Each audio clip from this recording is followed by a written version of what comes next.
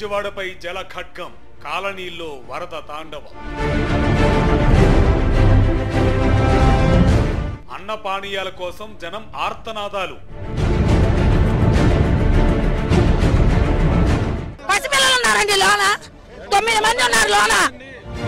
ఉడమేరు వరద అంచనాల్లో సర్కార్ వైఫల్యం.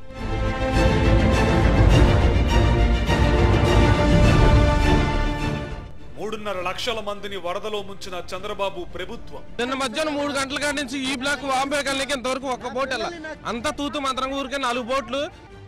ప్రజలకు శాపంగా శాఖల మధ్య సమన్వయ లోపం. చిన్నపిల్లలు సార్, గవర్నమెంట్ వాళ్ళు భోజనం తెప్పించారు, ఈ భోజనాలు వాళ్ళకి చేరలేదు. నాటి జగన్ ముందు చూపుతో వేలాది కుటుంబాలకు రక్షణగా రిటైనింగ్ వాల్.